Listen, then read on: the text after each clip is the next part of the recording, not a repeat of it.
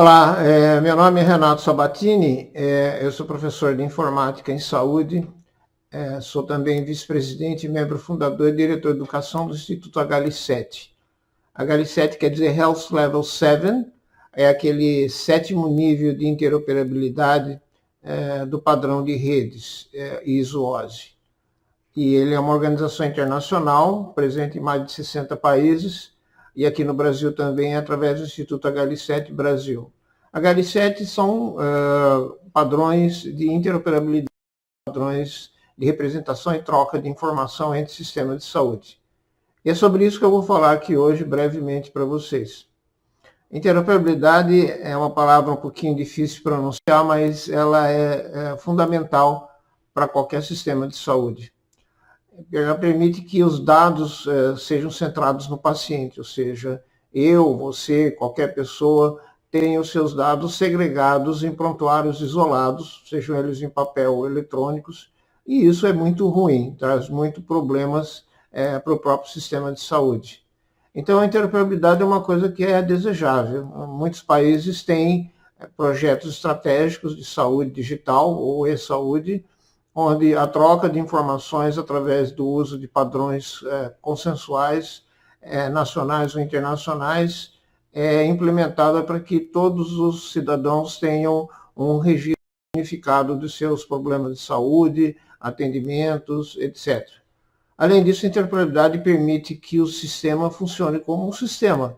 Ou seja, por exemplo, se um médico pede um exame de laboratório no hospital, hoje isso é feito através de papel e o resultado também é através de papel. Então, a interoperabilidade eletrônica permitiria, por exemplo, que o pedido do exame fosse dirigido eletronicamente a qualquer laboratório que o paciente pudesse procurar e o resultado também voltaria automaticamente de forma eletrônica para o prontuário. Então, essa conversa entre dois sistemas heterogêneos, de um lado, o prontuário eletrônico do hospital e de outro lado, o sistema de gestão do laboratório, é uma das características desejáveis da interoperabilidade. E para isso existem várias formas de interoperabilidade que eu vou falar para vocês aqui também brevemente. Interoperabilidade é uma coisa que a sociedade não funciona sem. Se você está assistindo agora o meu vídeo, você está usando vários padrões de interoperabilidade. Você está usando protocolos de rede na internet, como HTTP, você está usando linguagens de renderização, como HTML, você está usando um padrão de visualização de vídeos, como o MPEG 4, ou de áudio, como o MPEG 3, e muitos mais. Certamente, se você for ver, hoje você usa o seu computador de qualquer marca, você navega na internet de qualquer provedor, você acessa a informação de qualquer fornecedor de informação, áudio, vídeo, texto, etc., graças a esses padrões de interoperabilidade. Isso ocorre em todos os setores da sociedade. Por exemplo, o famoso pino, né, o conector elétrico de 3 pinos, ele é um padrão de interoperabilidade. Graças a ele, qualquer tipo de implemento elétrico, dispositivo, rede de eletricidade pode ser conectada sem precisar fazer qualquer tipo de conversão. Então, alguns padrões de interoperabilidade eles são obrigatórios, como é o caso da tomada 3 pinos. Hoje você não encontra em lugar nenhum para comprar qualquer outro padrão que seja diferente desse, e todas as construções e todas as instalações têm que seguir esse padrão. Na área de interoperabilidade, na área de saúde, ainda não existem muitas obrigatoriedades. Normalmente as obrigatoriedades são determinadas por mandato governamental. Aqui no Brasil e em muitos países do mundo funciona dessa forma. O governo define um padrão, torna obrigatório esse padrão, existe todo um sistema de desenvolvimento e adoção de padrões, como a Associação Brasileira de Normas Técnicas, a ABNT, o INMetro, que é o Instituto de Metrologia, e muitas dessas interoperabilidades elas são certificadas, elas têm que ser certificadas dentro de um determinado padrão de tolerância, por exemplo, de medidas ou então de definições. Existe interoperabilidade em saúde no Brasil? Sim, existe, já há um certo tempo. Um dos casos de maior sucesso é o TIS, um padrão de interoperabilidade chamado Troca de Informações de Saúde Suplementar, que é usado para o funcionamento e pagamento de serviços médicos, hospitalares, odontológicos. Então, aqui, quando um médico, por exemplo, faz uma consulta, faz um eletrocardiograma, faz um determinado procedimento, ele envia para o plano de saúde do seu paciente um documento estruturado, eletrônico, que tem uma série de definições de como que ele deve ser estruturado, que nomenclaturas ou terminologias ele tem que usar, né? A principal sendo o TUS, a Tecnologia Unificada de Saúde Suplementar, e isso tudo na saúde privada, quer dizer, não na saúde pública. A saúde pública, por outro lado, tem também os seus próprios padrões terminológicos e de submissão de vários tipos de documentos. O TIS funciona muito bem, porque ele foi adotado pela Agência Nacional de Saúde Suplementar e é obrigatório. Então, todos os provedores de serviços de saúde, todos os pagadores de serviços de saúde, eles utilizam hoje esse padrão, que é um dos melhores do mundo e um dos maiores do mundo também. Porém, há sempre um porém, na área clínica isso não ocorre. Esses intercâmbios de informação em saúde ainda são muito raros, principalmente na saúde suplementar. O governo brasileiro vem há um certo tempo, desde 2011, através do Ministério da Saúde, do DataSUS, a empresa de dados, né, e de informática do Ministério da Saúde, lutando para adotar padrões de interoperabilidade universais, que pudessem, então, implementar e servir de base para um projeto estratégico nacional de saúde digital, que está em andamento. Então, em 2011, foi publicada uma portaria, 2073, do Ministério da Saúde, definindo 12 padrões de intercâmbio de informações e interoperabilidade para a área de saúde pública e privada em todas as esferas do governo. Isso foi um grande progresso, mas a adoção foi lenta e tem sido lenta. Mais recentemente, foi estabelecido o programa Conect SUS, a Rede Nacional de Dados de Saúde, que é um grande barramento, né, um grande barramento na nuvem que permite o intercâmbio de vários tipos de informação relativa à saúde pública, como, por exemplo, recentemente, a notificação de testes de Covid-19, né, tanto PCR como serológicos, que é também obrigatória, notificação de nascimentos, de mortalidade, de vacinação, de agravos, de notificação compulsória, que são doenças infecciosas, não apenas o Covid, mas outras também. Então, essa Rede Nacional de Dados de Saúde é uma primeira implementação do projeto estratégico do governo federal para os sistemas de informação digital em saúde e para a saúde eletrônica ou saúde digital em geral, né? Esperamos tenha continuidade.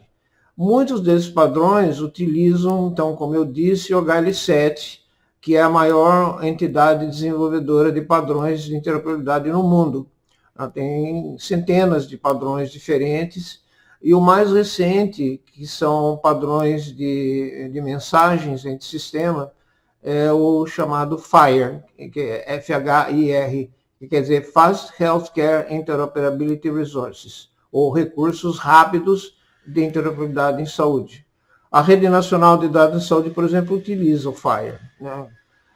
E o HL7, que ensina o FHIR através de cursos que nós temos, eu sou, inclusive, diretor de educação, nós temos cursos, vários cursos de HL7, um curso de FHIR oficial, traduzido do curso em inglês para o Brasil, e que é ministrado regularmente, e tem como objetivo disseminar mais a informação sobre as tecnologias de interoperabilidade para todos os interessados, principalmente, no nosso caso, desenvolvedores de sistemas que têm que fazer essa adaptação, essa adequação aos vários serviços de interoperabilidade que o DataSUS oferece. Muito bem, dito isso, então, a gente tem que pensar que a interoperabilidade, idealmente, ela tem que ser certificada, né? Não é você que vai afirmar que você tem interoperabilidade. Você tem que comprovar que a interoperabilidade funciona. Ou seja, em um determinado cenário, um determinado caso que é construído, você tem que demonstrar o seu software interage com outros softwares. Então, para isso, o Instituto HL7 desenvolveu um certame chamado Conectatona. Na Conectatona, as empresas sentam juntas, se reúnem, pegam um determinado caso, como esse que eu acabei de falar, de notificação de resultado de teste de Covid, e tentam comprovar eletronicamente que eles conseguem interoperar, ou seja, conseguem compartilhar, enviar, receber dados dentro desse perfil técnico ou padrão que foi definido, no caso, pelo governo federal. Em alguns outros casos, podem existir consórcios de empresas que também definem os seus perfis de padrão. Então, um desses consórcios, o mais conhecido, é o IHE, que quer dizer Integrating the Healthcare Enterprise. O IHE é mundial, internacional, e ele desenvolve perfis técnicos, frameworks, para que se possa testar a interoperabilidade em inúmeras situações. Por exemplo, para várias especialidades, oftalmologia, cardiologia, pediatria, saúde pública, etc. Então, esses perfis técnicos são publicados e todos podem utilizá-lo para tentar comprovar a interoperabilidade, e o IHE é uma das autoridades certificadoras de interoperabilidade. Aqui no Brasil, os perfis do IHE têm sido adotados, por exemplo, o DataSUS adotou para a plataforma SOA-SUS, né, Service Oriented Architecture do Serviço Unificado de Saúde, do Sistema Unificado de Saúde, o padrão IHE, PICS e o PDQ. O PICS é o identificador do paciente, PICS quer dizer Patient Cross Identifier, o identificador cruzado do paciente, PDQ ou PDQ quer dizer Patient Data Query, então, o Patient Demographics Query. Esses padrões são utilizados na plataforma SOA-SUS para qualquer outro prontuário ou sistema de registro eletrônico de saúde que procure utilizar a interoperabilidade para se sincronizar com os vários cadastros de pacientes, de provedores de serviços de saúde, instituições de saúde e assim por diante. Tá? Finalmente, uma outra certificação que é importante é da Sociedade Brasileira de Informática em Saúde. A Sociedade Brasileira de Informática em Saúde, ou SBIS, tem desde 2007 um sistema de certificação de sistemas de registro eletrônico de saúde. Embora não seja de interoperabilidade, especificamente, ele tem uma série de definições que favorecem muito a interoperabilidade. Por exemplo, a assinatura digital para documentos de saúde utiliza um padrão brasileiro chamado Infraestrutura de Chaves Públicas, que é obrigatório para a certificação da SBIS, para que o sistema que utilize assinatura digital de documentos eletrônicos, por exemplo. Um outro seria padrão de interoperabilidade em terminologia. Por exemplo, as nomenclaturas CID, né, Classificação Internacional de Doenças, e CIAP, Classificação Internacional de Atenção Primária, são obrigatórios para qualquer sistema certificado. A experiência de outros países em tudo isso. Como que países mais desenvolvidos na Europa, na América do Norte e na Ásia encararam o problema da interoperabilidade e como que eles estão resolvendo? Bom, existem muitos exemplos, muitas tentativas, quase todos os países desenvolvidos, se não todos, partiram para desenvolver projetos estratégicos de saúde digital e saúde. Inclusive, a Organização Mundial de Saúde tem um site e uma série de documentos, relatórios técnicos e publicações para ajudar os países membros a caminhar no sentido da interoperabilidade e programas de saúde digital que envolvam toda a nação. Talvez o exemplo mais interessante seja do Canadá, na minha opinião. O Canadá é um país muito parecido com o Brasil em termos de extensão territorial e de ter uma região norte muito isolada, com muitos povos indígenas, sem estradas, sem internet, etc., parecido com a nossa Amazônia. Já há um certo tempo, o Canadá implementou, o Ministério da Saúde implementou o Canadá Health Infoway, ou a via de informação de saúde no Canadá. É um barramento de interoperabilidade que adota determinados padrões nacionais e internacionais e que todos os prontuários que existem em cada uma das províncias, né, como Toronto, Quebec, etc., podem interoperar através desse sistema, de tal forma que um cidadão de qualquer província pode mudar ou ser atendido numa outra província, que o prontuário eletrônico vai caminhar com ele, na realidade vai ser através de pedidos sob demanda ou não sob demanda de informações que são extraídas do prontuário e comunicadas para o outro prontuário através de padrões como HL7-CDA, por exemplo. Eles escolheram várias áreas onde a interoperabilidade poderia ser implementada, como na área de imagens, na área de exame de laboratório, prontuário eletrônico profissional e até mesmo prontuário eletrônico pessoal, né, que também se integra com o prontuário eletrônico pessoal através de padrões. Então, ele é um bom exemplo de como um país consegue, hoje 98% dos cidadãos canadenses, eles têm realmente um prontuário unificado em termos de interoperabilidade, quer dizer, unificados através da interoperabilidade funcional, semântica e operacional. Então, resumindo, de uma forma geral, a interoperabilidade, embora seja aparentemente fácil de conseguir, ela não é de fácil implementação, porque ela depende de todos adotarem, né? Como eu dei o exemplo do conector elétrico de 3 pinos, como dei o exemplo do HTML, como dei o exemplo do HTTP.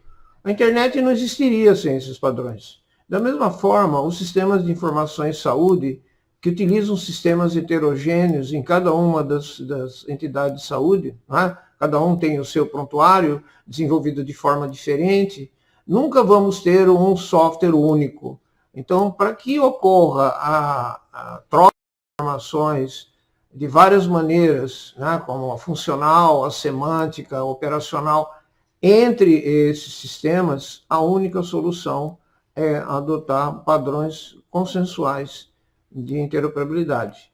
E, felizmente, nós temos essas definições já, tanto pela ISO, né, International Standards Organization, como pela própria BNT, que representa aqui no Brasil, e que tem uma comissão especial de estudos em informática e saúde, já bastante, onde com vários grupos de trabalho, onde um dos grupos de trabalho diz respeito à semântica e outro à interoperabilidade. Tudo isso definido, não há dúvida que a gente vai continuar progredindo e que todos os protagonistas dos sistemas de saúde, tanto os provedores, médicos, hospitais, planos de saúde, quanto os que fornecem ou desenvolvem soluções para informática e saúde, com prontuário eletrônico, sistemas de radiologia, sistema laboratório, etc., etc., fariam muito bem em conhecer melhor o que é a interoperabilidade, como ela pode ser implementada, quais são os padrões consensuais que são adotados em cada caso, e esse conhecimento se espalhando, se tornando mais difundido, principalmente pelo aumento das atividades educacionais e também pelas atividades vinculadas ao governo, como a Rede Nacional de Saúde, as conectatonas, etc. A gente espera que o Brasil progrida bastante nos próximos anos nessa questão de interoperabilidade. A participação de todos é essencial e o conhecimento dos padrões mais ainda.